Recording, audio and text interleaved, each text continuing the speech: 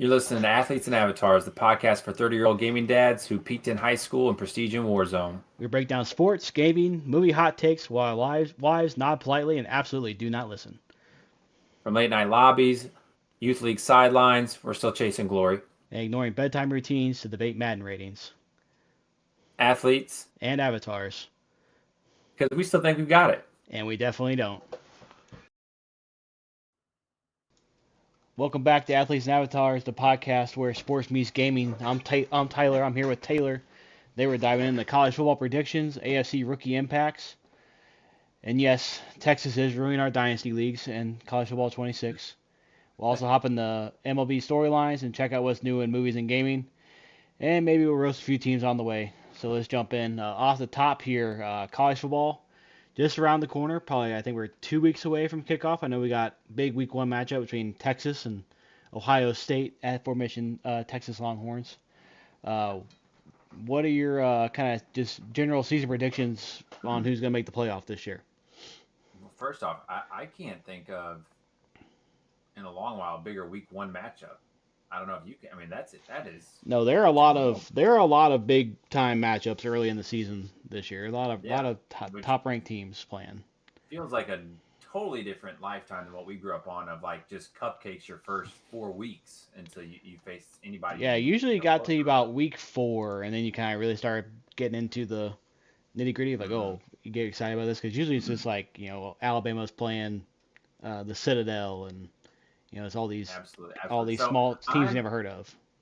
Yeah, I am. I'm excited to see Clemson, and I'll tell you why. Cade Klubnik, their quarterback, outside of Arch, I don't think Arch is going to come out this year, is probably my favorite quarterback in the class. I really like what I saw from him last year, later on in the season. He is accurate and athletic, and he's built well. I like kind of his feel. And Dabo doesn't do a lot for me, but Clemson, college football is better when Clemson's relevant. You know what I mean? And I think them being a power in the ACC, and that kid having a good season. A lot of people like Nussmeier out of LSU, and I'm sure LSU is going to be good this year because of him. But I like Klubnik a little more. I kind of like what he's got going on. So I'm excited to see Clemson, I think, this year, as opposed to anybody that I would be regularly rooting for, Mizzou or anybody like that. Yeah, so I kind of read through the AP top 25. I'll just do the top 10. I'm not going to do the full top 25. Yeah. Texas number 1, receiving 25 votes. Penn State number 2, got 23 votes. Ohio State number 3, got 11 first place votes. Clemson number 4, got 4 votes. Georgia at number 5, got 1 vote. Notre Dame at 6. Oregon at 7, got a first place vote. Alabama 8, LSU 9, and our Miami Hurricanes coming in at 10 with Carson Beck and them boys. Anything stand out there to you? Miami being top 10 is kind of shocking to me, but I don't think so, just because of the depth and talent they have on that team, except for Carson Beck. Carson Beck does nothing for me. Was never impressed with him at Georgia. I'm not going to be impressed with him there, I don't believe. I mean, he just does nothing for me in that way. I thought Oregon would be a little higher just because I think you can make a case Dan Lanning's a top 2-3 coach in college football. So yeah, I thought they'd be a little higher, but I'm sure they've just got to prove it a little bit.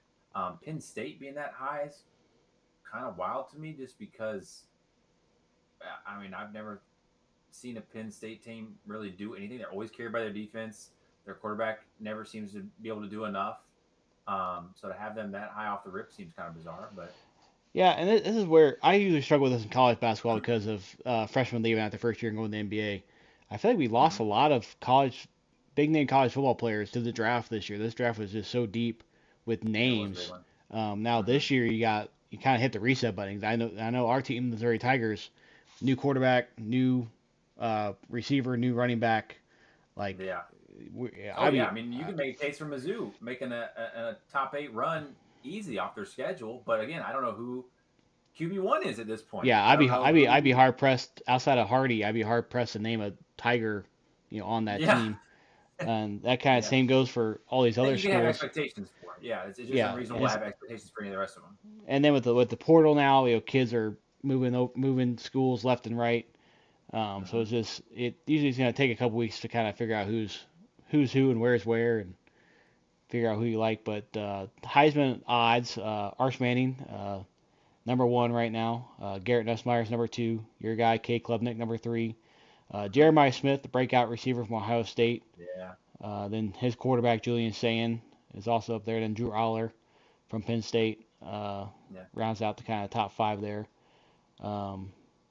Then if I were to make a bet on it, I would actually take a long shot on Kevin Jennings, the QB out of SMU, just because he's an exciting player. And I know the college football playoff game last year didn't go, kind of left a bad taste in people's mouths how that game went.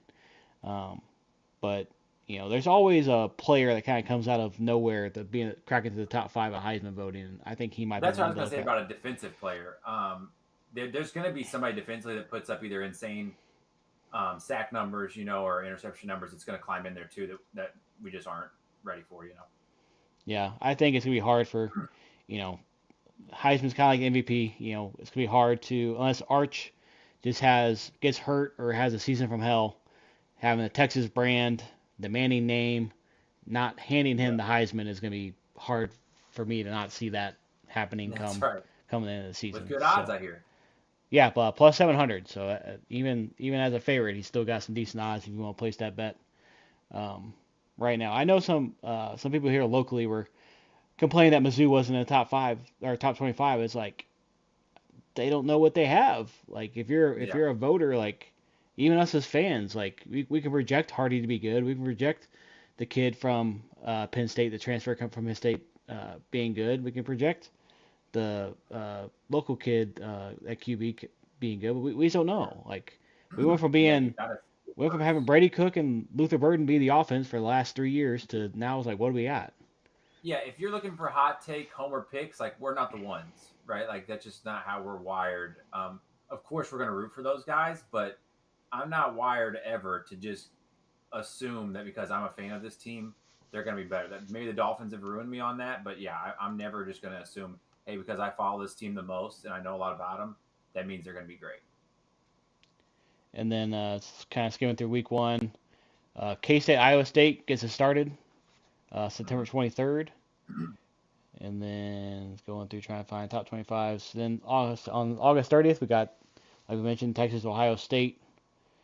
And then we got, on the 31st, we got Notre Dame versus Miami. So we got a couple big top 10 matchups to kind of kick things off here. Mizzou, Kansas is right after that, week 2. And I know that's obviously not a top 25 both teams banger, but that's as big as it gets around here. Yeah, anytime you see Mizzou, Kansas face off in football or basketball, it's always it's a big deal around these parts. So yeah. Any other thoughts on anybody else you're excited to watch this college football season? No, because we're gonna talk about a couple players coming up here soon. So team wise, no. And then on the our college football dynasty on NFL on NCAA 26, we wrapped up our second season and picked up a 4th player in the league. 3 of us made the college football playoffs. I believe 2 of us had our championship hopes dashed by Texas and Arch Manning. Yep. I lost to our buddy Mackay in the quarterfinal. Then you lost to Texas in the semi, I believe, and he lost to Texas in the championship game. I was up the first 3 quarters. They took the lead early 4th. I got down 8, came back, tied it up with a touchdown and 2-point conversion. Got a stop for the first time all game, it felt like. Drove down. Had a chance for about a 45-ish yard field goal with about a minute 10 left. And I had a 4th and 2. And I knew if I got it, I could ice it. And I got a little greedy and got stopped. And Arch proceeded to move down with ease and ice me. So ruined my perfect season and sent me packing. And then I think we're on week 2 of our 3rd season. I know you and I had a matchup the other night, which you won, but I think ultimately I might have won the war because I hurt 2 of your running backs. One I believe is out for the season. My star running back is out for you broke his fibula, I Yeah, believe. we were running some Bounty Gate football Yeah, on my side of the ball there. Uh, and I felt every bit of it. all right, so that wraps up the college. Actually, before we wrap up college, anything you want to add uh, to college football? Yeah. So just a couple players that to put a a little bug in your ear if you're looking for some fun guys to watch. Mizzou's running back Hardy, the kid they got transferring in from help me out. He's from Arkansas. I don't exactly remember what school he's from, but I know he's Yeah, some from Arkansas smaller school. school, but I don't think I've at least to this point with transfer in players, I don't remember a transfer in player garnering this much attention from the media, not from Mizzou fans. Fans are always going to get worked up about somebody transferring in, but just from every smart football brain that you see, that speaks about college football. They're like, this kid is a legit problem at the running back position. Yeah, he's not, sorry, not from Arkansas. He's from Louisiana Monroe, the Yes, Warhawks. yes, yes. That's right. So he is someone I'm excited to see because obviously it's fun to throw the ball all around the yard, when you're in college football. But having a game changing running back at the college level is also super problematic for teams that are designed to just stop the pass because they don't assume most teams are going to run that much. The other kid I'm excited to see with a fantastic college football name at his position is one DJ Pickett. Fantastic name for a corner from LSU. Oh, but I'm just going to let you know right now, he is 6'5" at the corner position. Arguably the biggest corner I've ever heard of or seen. So he will garner a ton of attention if he is even close to competent and solid as a player, right? Just at that size alone. Yeah, if he turns into Desmond Howard or Honey Badger or someone like that, Yeah, some and that's what LSU turns out. So it wouldn't surprise me. DBU I hear down there in Baton That's Rouge. right. So that covers the college scene. Let's now talk about the new class of professional athletes in the NFL and which rookies could move the needle. We're gonna go with AFC teams this week. So which rookies do you think will have the biggest impact in year one? Let's start in the AFC West. AFC West. So we will go with your Chiefs first.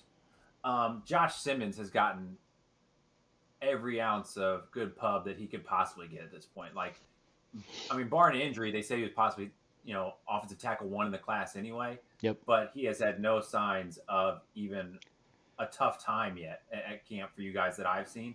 Watching your preseason games the other day, the guy that jumped off to me, because Jalen Royals was kind of an undercover gem everybody talked about. Omar Norman Lott out of Tennessee, the defensive tackle, was definitely a second round pick. A lot of people wanted to. I didn't know who Noel Williams out of Cal was, the corner. Hmm. He is stocky as can be. And I watched him the other night. That dude's physical as all get out. And I liked what I saw there. Like, I don't know how much pub, like I said, he's going to get because he's got a third round pick corner. And if, at best, he's probably going to be corner 2, 3, 4, somewhere in that range for you guys. But that cat jumped off the screen the other night when I watched him. Yeah, I'd be excited if I was. I remember back in April, we do the draft party every year with a group of our friends, and I was screaming to draft Josh Simmons in the first round. I'm Yeah. like, we need an offensive lineman, and I think our other friend was wanting us to go somewhere else. I'm like, dude, we need a lineman. We've got he's got That's right. too much uh, potential for us to pass on. Then I remember texting the group chat a couple days later, like, I really like the Chiefs drafts. They Yeah. did a lot of good things. Um, Yeah. They impressed me. all right, so outside of Chiefs, Broncos, Raiders, Chargers, who you got? I'm going Chargers next. I'm going Chargers next. Their first round pick was Omarion Hampton, the running back out of North Carolina, who I think is going to be a good player. I don't know if he's necessarily a game breaking type player. I always think running backs are going to do well under Harbaugh just because he has a track record of getting the most out of running backs and his offensive lines. Sucks they just lost their best offensive lineman for the year already, but they should still be at least solid. Other than that, their draft didn't do much for me. Trey Harris, wide receiver out of Mississippi, I know gets some people going. The one that jumps off to me, just being a Dolphins fan, is Oronde Gadsden the second. His father was a Dolphin wide receiver, very good hands, good player. Oronde is a little bit bigger, and they've converted him to tight end. So I haven't watched him play yet this preseason, but that was somebody kind of late round gym that I thought a lot of teams could use a nice possession catching wide receiver, tight end kind of guy like I that. know I watched Gatson some at Syracuse the last couple Yeah. years, and he was a Yep. good he was a really good tight end in college. So I know Hmm. he's kind of a sneaky. I wouldn't say take him as your tight end Yeah. one in fantasy Right. drafts, but Fun player to watch though. Fun player to if watch. keep it someone to keep an eye on, and could be an Isaiah Likely kind of situation. Hmm. They're just a good athlete, good player. Uh, Absolutely. Broncos and Raiders. I think I know where you're I'll go going on Raiders probably both next, of these. just because the obvious one there is Genty. Um, their draft has some other okay names in it. It's kind of a meat and potatoes draft: offensive line, defensive tackle. Right, nothing that jumps off the board to you. Genty's the name there, right? So this one's probably one of the easier ones we'll look at. It's Genty. Jack Beck. I don't think that's how you say his last name. I'm not sure. Uh, Receiver out of TCU. He was the one that his brother died tragically in that. Was it Crazy Driver or something like that down in New Orleans? Remember that took some people out and there was a Mm-hmm. bad situation down there or shooting down there, something like that. His brother died in that. Yep. But he's a fun guy to root for out of TCU just because of his story and what he's fought through. But yeah, Genty's anything and everything of that draft class for And them. it's very rare, at least in our lifetime, for us to be talking about back-to-back offensive rookies that could have a breakout season for the Raiders. Brock Bowers last year, and now Genty That's this true. year. So That's true. if they're able to figure things out down there with Max Crosby on Mad Max on the defensive side, I don't hate what they got going on with the addition of Geno Smith. Yeah. I don't think they're quite there yet, but I do like what they're building. They're not going to be a fun team to play. I'm gonna tell you that. Like that. Like Yeah, there's nobody that's going to go in there thinking like, all right, here's a dub. Here's an it's easy not dub. it's not gonna be a cakewalk, that's for sure. You're gonna feel that game when it's Yeah. over. So That leads Broncos. us to the Broncos. Yeah. Yep. My Dolphins pick, Jade Barron was their first round pick. That to me has the makings of a top five at worst secondary in the league this year. Yeah. If he pans People out, they love. are scary. Right. No, you're good. You're good. Go ahead. I'll say if he pans out, they're scary with him alongside Oh, Patrick Surtain the second. Like hard pressed yeah. to find better secondary in the league. Yeah, and they're not. The thing is, they're not like these finesse get interception corners. Those dudes are physical. Like these dudes are in your face, press you. Like you gotta have guys that can get off the line even and do these things. What I was gonna say is their second round pick, R.J. Harvey, the running back out of UCF. People love him and how much Mm-hmm. volume he's about to get, and he might be very well be a stud this year. I just don't know enough about him. Haven't seen enough about him to say, hey, yep, I'm all in on this guy. But their third round pick, Pat Bryant, out of Illinois, the wide receiver there, that would be the one that I would watch a little more because I think he doesn't have quite the expectations on offense as a stud coming in, and I think you get a lot more volume than people realize, and he's got great hands. He's just a good overall player. So I think Pat Bryant, he could be one of those guys like week 10, somebody's picking him up in fantasy just to get themselves through an injury or whatever it might be later on in the season. All right, let's go to AFC South. They have probably the most interesting grouping of rookie picks from this past year. Let's start with Gotcha. the obvious one, then the Titans. The Titans and Cam Ward and them. I, I love a QB coming in and being the guy, no questions asked, especially if it feels like it's a guy that's ready, not developmental like Cam Ward is. But I also hate a guy being thrown into a situation that's just terrible all around. I mean, when you look at their wide receiver room, it's shambles. When you look at their tight end room, I just don't know where you can even begin to have reasonable expectations for Cam Ward, which I hate because then the narrative immediately goes to bust or not good enough or whatever it is because there aren't these players around them to help them develop quickly. Yep. Yeah, I think this is an easy candidate for kind of like what C.J. Stroud did in Houston, because that team was not very good down in Houston either. But Yeah, his greatness alone lifted that team up and be like, whoa, that's wow. right. The So guy that gets me a little excited mid round is Elik. I don't know how to say his last name. Iamanor from Stanford. His division rival, who gets all the attention in the world, Travis Hunter. He gave that dude like 150, 200 when Stanford played Colorado. Like on an island, Travis Hunter could not stop him. He's kind of one of these height, weight, speed guys, 6'3", probably, whatever he is. He's huge. And Travis Hunter couldn't tackle him when he would run slants and couldn't stay with him on jump balls. He was an absolute problem. So as a 4th-round pick, that's about as good as you can ask for as far as potential there. But he gave Travis Hunter everything he could ask for on that time that they played, and they're about to see each other twice a year now in the same division. So let's stay on Hunter. Let's hop over to the Jaguars and my guy James Gladstone, first year GM for the Jaguars. Made the move to draft up to get Hunter. I think the question is, what do they do with him? Is he a receiver full time? Is he a DB full time? Is he 75-25? I guess that's really the big question on what's his workload like. Right, and I would have leaned on him more defensively, I think, because I think their offense has talent on it. But Trevor Lawrence, every time you hear him talk, says, I want him out there as many offensive snaps as I can get him. So he's obviously seeing things in practice where Travis is like showing him, I can be the slot guy moving forward. I'm sure he does. He's a fantastic athlete, one of the best we've ever seen. So that makes sense there. I actually took their 4th-round pick, Bayshaw Tootin, again, a height, weight, speed freak out of Virginia Tech. I took him in one of my fantasy leagues already this year as kind of a late-round flyer because I think their starter, who went to Clemson with Etienne, who went to Clemson with Trevor Lawrence, has kind of run his course there and hasn't shown that that's his job anymore. So I could see Tootin getting some burn there. All right, let's pop over to Indy. The Indianapolis Colts, who are possibly already on the clock with the worst quarterback situation in the league. Big name, obviously, there is Tyler Warren, the tight end they took out of Penn State. Fantastic talent. I think he's going to be great. I don't think he's going to be a Brock Bowers type just because he's not that shifty, but he's a bully. He's a bulldog, right? Like, again, not that guy's going to have 90 catches and 1,000 yards, but he might have 70 catches and 900 yards and just as many touchdowns because he's running guys over to get there. He's a problem for sure. Well, your guy Daniel Jeremiah kind of said he's similar to Gronk. I don't think he's gonna have the production Gronk will, but I think what the comparison he's making there is just the run blocking and the other things he does at tight end that Gronk did so well on top of being a great pass catcher. Correct, and I'll give a little shout out to Riley Leonard. Not that he's gonna get burned unless something happens there, but that's a name I'm sure people will remember from the playoff and from Notre Dame's run. Being their quarterback last year. I liked him more. I liked him more at Duke. I liked Leonard more at Duke than I did at Notre Dame. Yeah, I agree. DJ Giddens, their running back they took out of Kansas State. Fun guy.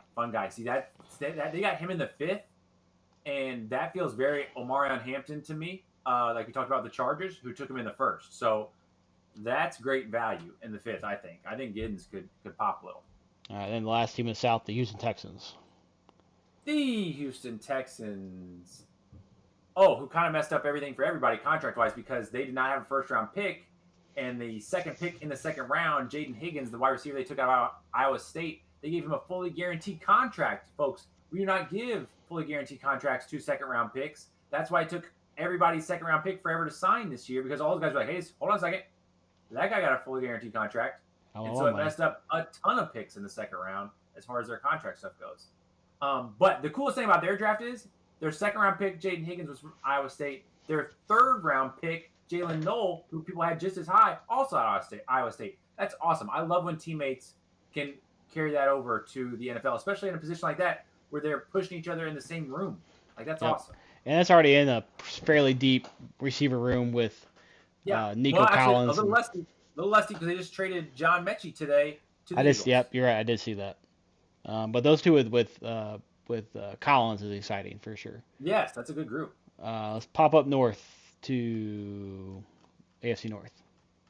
Let's start with, I guess let's get this out of the way, the Cleveland Browns. Oh, yuck. Okay. Let's see here. Cleveland Browns. So, Mason Graham's the name, and I feel bad because him and Myles Garrett are going to be great, but they're just not going to win games because you can't win games with your 2 best players being that, right? When you don't have any kind of offense or anything like that. Carson Schwessinger has a really cool story. Their 2nd-round pick, the linebacker. I'm pretty sure he was a walk-on. He's a walk-on linebacker and turned into the 1st pick of the 2nd round from UCLA. So that's going to be a guy I'm going to watch for just because that's a fun type of player to root for. The big name that you can look for later on, obviously there's Shador and Dylan Gabriel and all those guys, but as far as position players, Harold Fannin Jr., the tight end out of Bowling Green, he set like national records at the tight end position out of Bowling Green. Just nobody watched him because that's where he was, right? So if that cat's on Clemson, if that cat's somewhere exciting, he gets a bigger name. So I'll be interested to see what he does as well. All right, let's do Pittsburgh. Pittsburgh. Click here. Pittsburgh took Derek Harmon. That is a defensive tackle out of Oregon that was rumored that the Dolphins were going to go after at some point. So I'm glad they went Kenneth Grant instead. But let's see here. Caleb Johnson, the running back they took out of Iowa, doesn't do much for me. Jack Sawyer, solid player out of Ohio State. Just nothing. I actually, one of my favorite picks for them is actually their 6th-round pick was Will Howard. I thought Will Howard, dude, I understand he didn't do a lot at K-State, but put up numbers when K-State was getting beat. Then he transfers to Ohio State. You can't tell me watching Will Howard that there's that much difference when you watch Drew Allar at Penn State and you've already got them ranked 2nd, and that cat's got 1st-round, 2nd-round hype. Will Howard, I thought, played fantastic and was tough as nails in that playoff run. Yeah, I will say during the draft, Jack Sawyer was like, yep, that's a Steeler.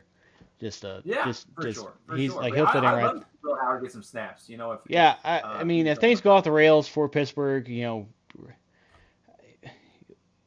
we don't know what Rodgers is.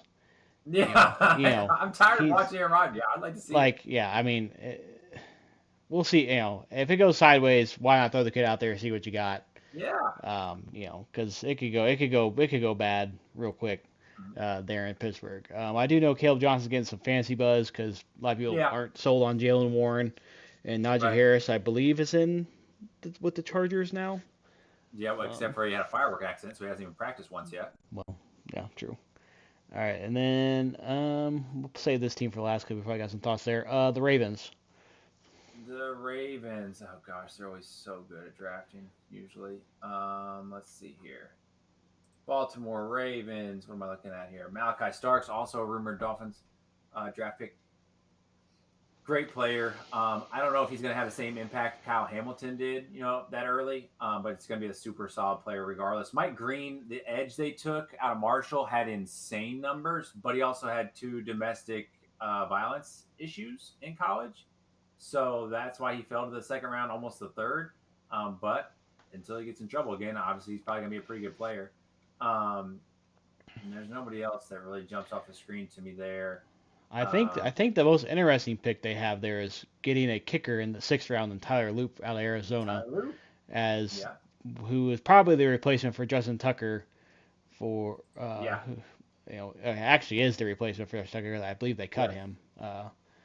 So for the first time in a long time, there's a new place kicker in Baltimore. So I think it'll be interesting to see if obviously Justin Tucker is one of the best kickers we've ever seen. So it's gonna be hard to. Not the best, It's gonna be hard to replicate or replace what he did, but it'd be interesting to see what happens there, and because that's always been up until last year was just a stable in the Ravens offense, if you will. It was just like, all right, send him out there, we'll go get 3 points and we'll keep moving. Yeah. All right, AFC East. We'll do Dolphins. No. We got the Bengals. Oh, that's right. You're right. Cincinnati Bengals. I knew it. Yep. So our 1st-round pick, who we waited a full year to sign, it felt like, Shamar Stewart's already hitting the quarterback in practice. That's not great. And there's not another player in this draft class that's even like someone you would get halfway excited about. The linebacker they took in the 2nd, I think, can be a solid linebacker. Demetrius Knight out of South Carolina. He, didn't test like an alien or anything like that where you get like super excited, but he's a super solid player. But this was part of the reason I told you before with my kind of hot take here. Like, nothing about the Bengals outside of the name Joe Burrow, Jamar Chase, T. Higgins scares anyone anywhere on the field, and you're about to trade your best defensive lineman. Yeah, it depends on what they get for him. They need to get some defense for him, or some offensive linemen, because Joe Burrow is about to be like Pat Mahomes and running for his life back in the backfield there in Cincinnati. So it's gonna be ugly. Yeah, and we were talking earlier. That let's say this is a plan, right? They got to score 35 a game to even have a chance of winning, and that's if you don't turn the ball over, and everybody stays healthy. Yeah, I mean, you're asking him to drop back 35, 40 times a game to do that. Yeah, that's just it's a big ask. There's definitely talent in three positions, but if you can't get the ball out of your hands because you're running for your life, that's not going to do you much good. So, That's right. we'll do your team last. Let's see. Let's do the Jets. Jets took our boy Armand Mimbau out of Mizzou, the Mizzou tackle who I wanted, but he just garnered too much hype and just climbed the draft board so fast because of his athletic numbers that he put up. And then, just to slap me in the face a second time, they take Mason Taylor, Dolphins legend Jason Taylor's son, tight end out of LSU in the second. So, unfortunately, I'm kind of interested to see how this Jets draft class turns out because I like both of those guys. And then Malachi Moore, the safety out of Alabama, I thought was a really good player too. He kind of fell down just because he didn't have great numbers athletically, but was super productive at Bama. So I'm not happy to see the Jets have like 2 or 3 players that I really was interested in. Yeah, yep. I think the Jets, interesting team to keep an eye on. It just depends on Justin Fields running the ship. Does he run to the ground, or does he the iceberg, or does he run into it? If you guys have even seen these preseason clips, my man bounced past a bubble to Garrett Wilson the other day. That if I'm Garrett Wilson, I'm asking out so immediately. Close to asking out of there, man. Like, you guys haven't allowed me to flourish in any kind of way here. Yeah, it's going to be interesting.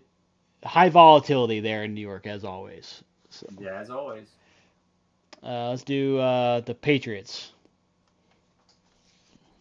Will Campbell was my pipe dream if he somehow fell to the Dolphins. Travion Henderson is my RB2 in my fantasy league. I think the ceiling for him is super high, especially in Vrabel's offense. Well, every time he touches the ball in preseason, he's going for 90 yards to the house. Dude, so he's great. He's great, and Vrabel is going to know how to use him, and they're going to make you respect the run so that Drake May can run these play actions and stuff. They're going to be good. The only other name that really jumps out that I'm interested to see how he does is Joshua Farmer, who was a defensive tackle out of Florida State that just because the Dolphins needed at least 3 in the draft class and they took 3, was one that was on my radar. But most people, I'm sure, probably aren't that interested in him. But, yeah, Travion Henderson. I'm probably more interested to see Travion Henderson than I am even depending on how Will Campbell does as the 4th overall pick for them. Travion Henderson is a scary dude. Well, it this just comes down to being a skill guy too. Like, yep. That's gonna make more headlines if you're a rookie running back or rookie receiver than a rookie tackle or guard will or center. Absolutely. Especially now like we said, I think he busted one for 80 something yards the other day. But I think his very first touch from scrimmage was like a 90-yard touchdown. So. Yeah. And then on top of that, his classmate got drafted. We didn't mention, I don't think, in the Browns. Junkins and the Browns, who I believe he just became eligible. His situation got dropped. So yeah, that was the deal there. Gotcha. Yeah. So I think he's already kind of looking like the better of those two here early on. But definitely a fun team to watch. I think they got really high floor. I don't know what their ceiling is. I think their floor is higher than it has been. Vrabel's going to get them right. I don't think they're going to be If that team won a first round playoff game, you'd be surprised. And that's not even a shot at them. That's just where they are in this process. You can't have expectations higher than that at this point. Yeah, I mean, you're in year 2, maybe 3 of a rebuild. Probably 2 because Drake May probably started the rebuild. And then let's go out to Buffalo, who just got smoked by the Bears tonight, actually preseason. That's right. And I did watch a couple of their, I guess, 2 of their Hard Knocks I've seen. Maxwell Hairston, the corner they took in the first, seems like a pretty solid player. He did hurt his knee already, which you never want to root for or see.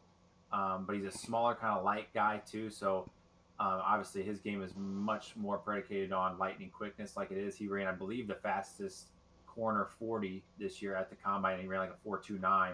It's a super fast player. So, they've got Tre'Davious White back. I don't know what that gives you at this point in his career, but they've got some depth there. They'll be fine just because they're such a good team anyway. The other pick in their class that I like was Landon Jackson, the edge out of Arkansas. He's kind of a no eyebrows, no hair guy, like the NBA player. Who's the NBA player I'm thinking of? You're thinking of the kid from Arkansas. Oklahoma. No, he's from Arkansas. Yeah. Arkansas. That's what I think. But yeah, What's his exactly. name?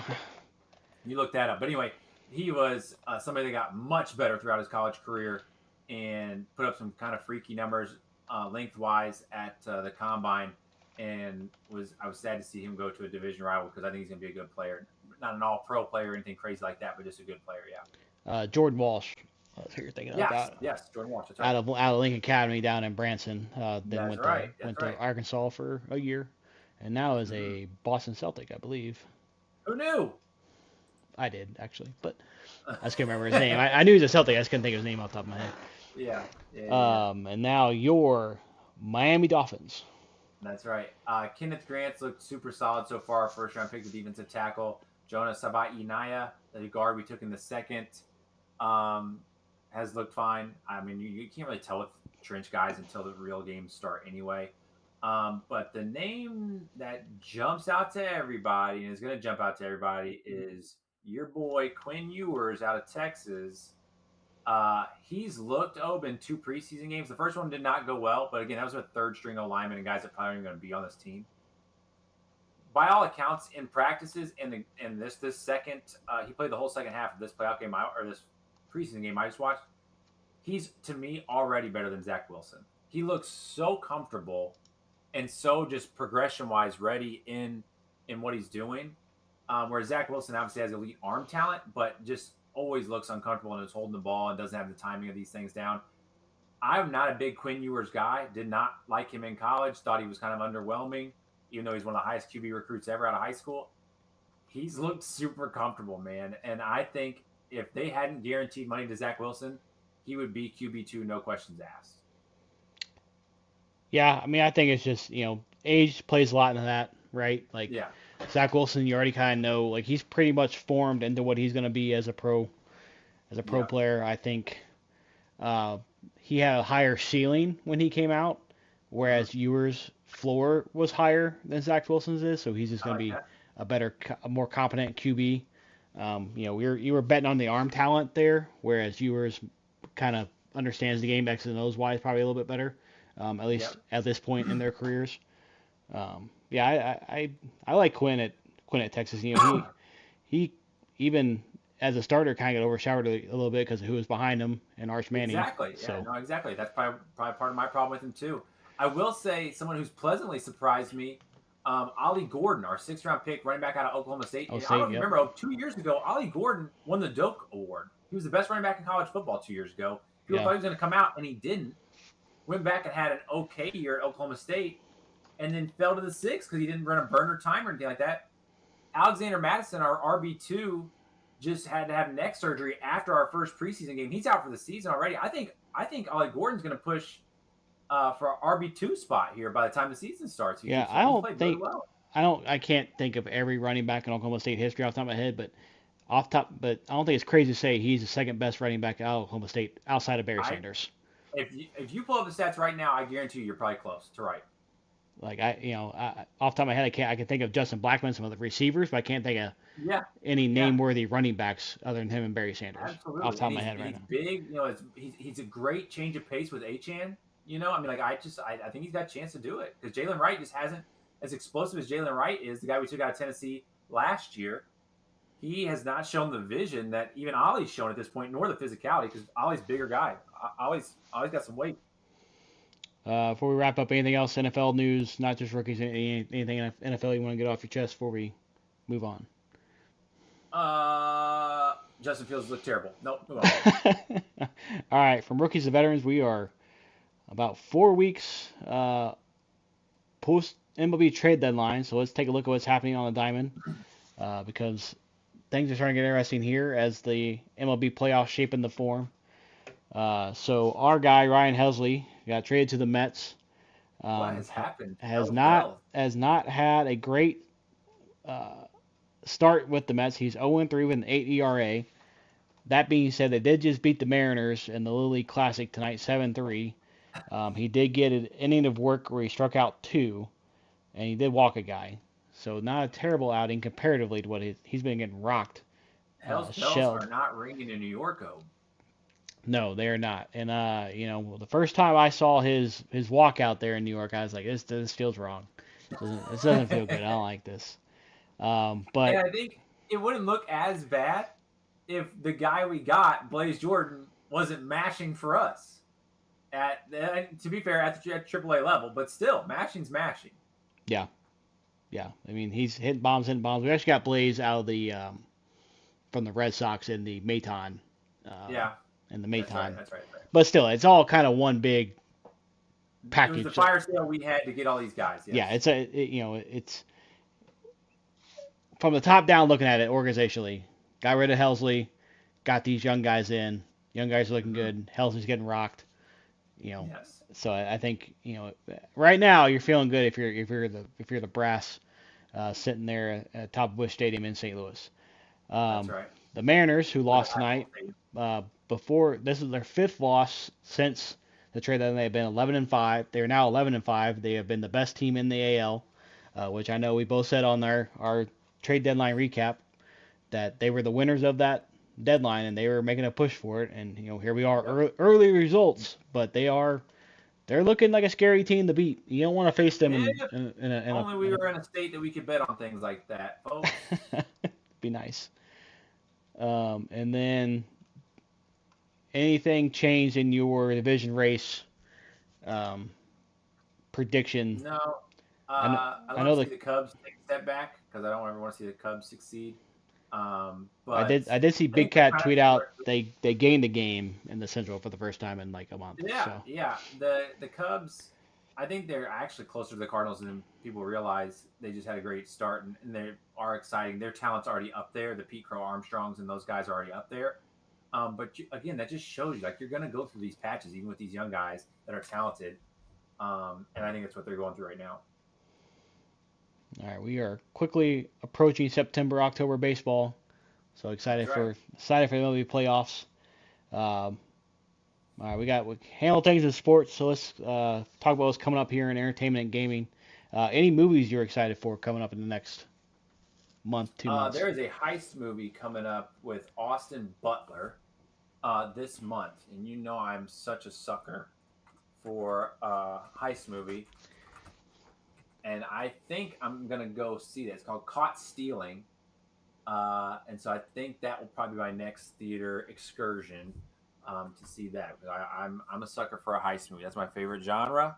So I like Austin Butler. Hot take maybe to the youths. I'd rather watch an Austin Butler movie than I would Timothy Chalamet. So sorry about it. Speaking of heist movies, I have been seeing, I don't know when it comes out, but trailers for Now You See Me 3, uh, Yeah, which is underrated heist movies in my opinion. Then that's right. very niche, but they are running a re-release of Jaws in theaters for the 50th anniversary coming out, I think, next Monday. Um, so I might go try and see that in theaters. I'm sure it'll be a Pending decent number. pending things in my personal life, I'll be in Columbia, but probably be tied up for a little bit That's there. right. And then I know you've been excited about this Borderlands 4 coming out here in September. What you got? Yes. Borderlands 4. So the fourth game in the series. Uh, I love the Borderlands games. We talk a lot about how much stress some of these games bring us. We get on and play COD for 2 hours, and by the end of hour one, if things aren't going well, you're just pissed off for the last 45 minutes of it. Borderlands, because you're just playing a story and it's so colorful, and there's 1,000 different guns, and it's all just random drop. You can get a great gun 5 minutes into the game that carries you the first 5 hours of the game. Just because the random drops that come with it. I love to just turn my brain off and spray bullets and take out these bad guys. And they all have cool comic-y nicknames that are comedically funny and keep the story going. And just I've never had a bad experience playing a Borderlands game. Every single game, they might not be as great as the last one, but there's never been a time like, oh, I wish I didn't buy this, or this doesn't hold up to the rest of them. Like they've all been fun games. Full transparency for me, I don't think I've ever played a Borderlands game. I obviously have seen it, I know what it is, but I'll probably watch some people live stream it and kind of just get a feel for it. 'Cause I don't even think I've really I've seen the cover, like I've seen it, Yeah, but I don't think I've ever seen gameplay of it, honestly, off the top of my head. So, you gotta hunt some vaults, man. The vault hunters, that's what they are. and then you mentioned Call of Duty. I know before this the last season. I know one of the maps had some people were saying has some Borderlands graphics going Yeah, on with it, with some they kind of did. filter or whatever they had going on there, It intentional or did. not. But I know there's some comparisons being made there I to. would guess unintentional when it comes to those guys. I would think so as well. Um, all right, you wanna anything else you wanna add before we wrap things up here? No, that's it. That's all I've got, buddy. So if you're ready, we'll get things wrapped up. That's episode 7. Our college football predictions we went through, AFC draft impacts, the MLB drama, and even a little bit of Borderlands, like we said there at the end.